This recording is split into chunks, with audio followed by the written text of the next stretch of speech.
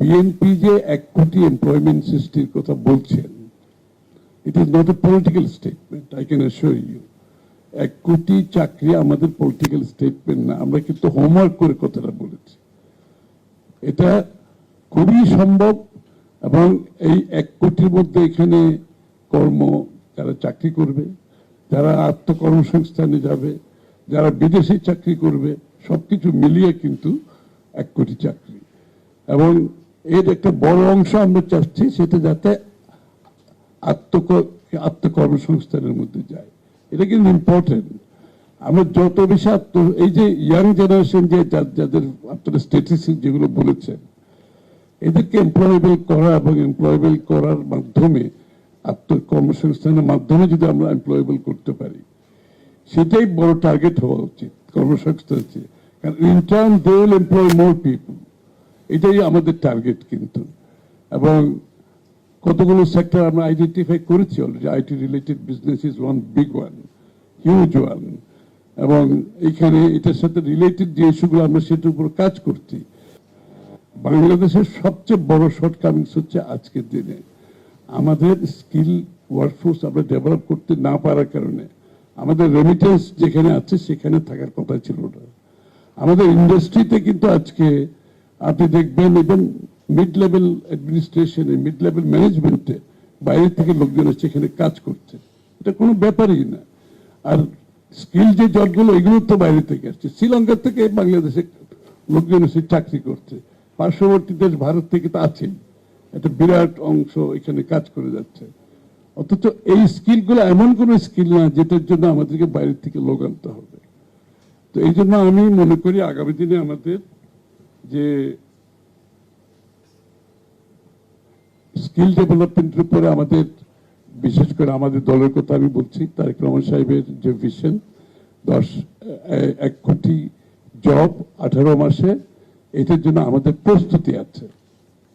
কিন্তু এখানে সব স্টেক হোল্ডারদেরকে তাদের রোল প্লে করতে হবে। একটা কথা বলতে হয় যে স্কিল ডেভেলপমেন্ট গভর্নমেন্ট খালি ট্রেনিং সেন্টার দিয়ে স্কিল ডেভেলপমেন্ট হবে না।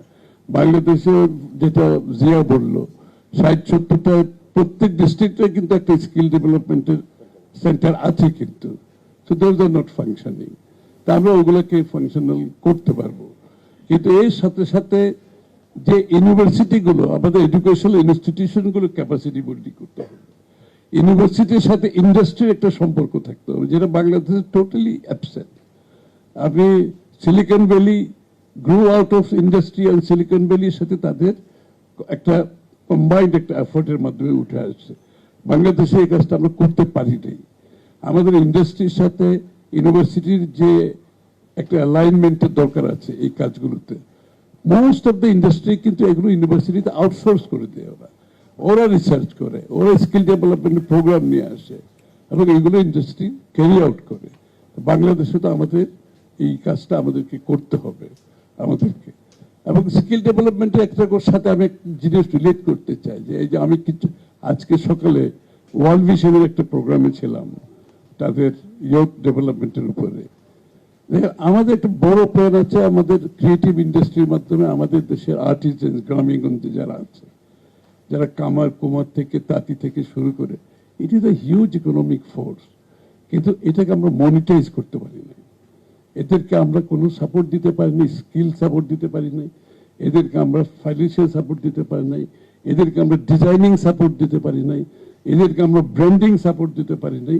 And platform for sales like Amazon and Alibaba, a platform. So this is the thing that এই যে স্কিল ডেভেলপমেন্ট পার্ট হিসাবে এই কাজগুলো আমাদেরকে করতে হবে।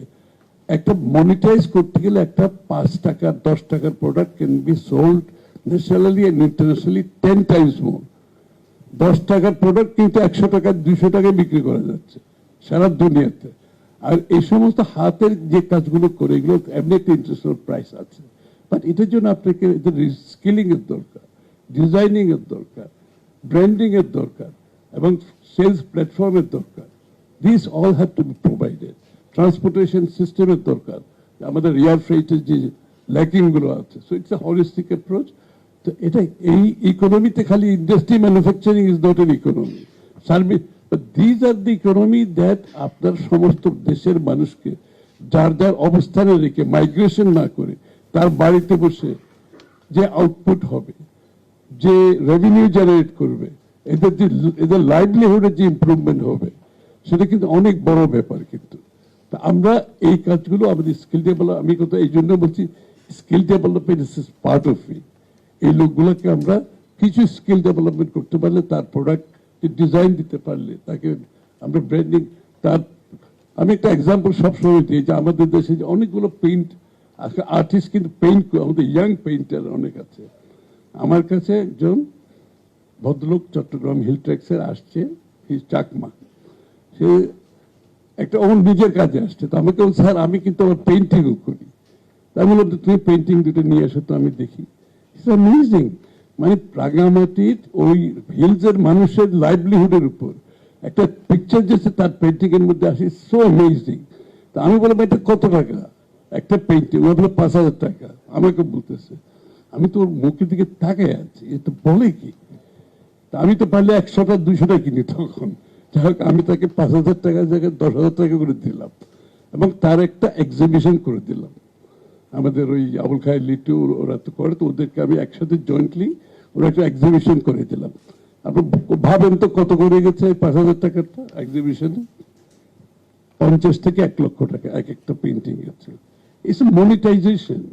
আমি এক্সাম্পলটা এই জন্য দিলাম, প্রত্যেকটা প্রোডাক্ট যেগুলো আমাদের সাধারণ মানুষের গ্রামে গঞ্জে করছে, এগুলোর মনিটাইজেশন স্কিল ডেভেলপমেন্টের মাধ্যমে, ব্র্যান্ডিং এর মাধ্যমে, ইনপুট ক্রেডিট সাপোর্টের মাধ্যমে হিউজ ইকোনমি কিন্তু এখানে পড়ে আছে। কিন্তু প্রত্যেক কিছুর ক্ষেত্রে আমাদের যে মিউজিক আছে, আমাদের ফ্যাশন আছে, আমাদের ফ্যাশন, বাংলাদেশে যে কত ফ্যাশন ডিজাইনার আছে, আমি নিজেও যে কোনো ইয়াং ছেলে মেয়ের সাথে দেখলে আপনি কি করবেন বলে আমি ফ্যাশন ডিজাইনার। আমি তো বলি বাংলাদেশে এত ফ্যাশন ডিজাইনার, কিন্তু আমরা কেন গ্লোবাল ব্র্যান্ডিং এ যেতে পারতেছি না?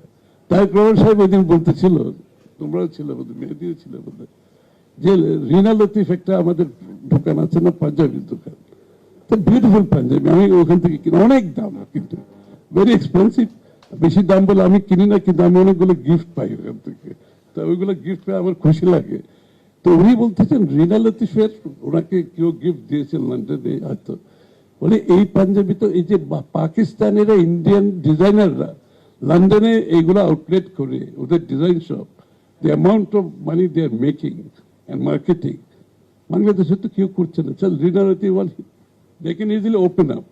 এই জন্য আমরা বলছি যে এই যে monetization of economy through skill, through branding, through other support is so very important. আমাদের বিশাল একটা শক্তি, আমাদের মিউজিককে আমরা মেইন স্ট্রিম করিনি এখনো, সব হারিয়ে যাচ্ছে। আপনার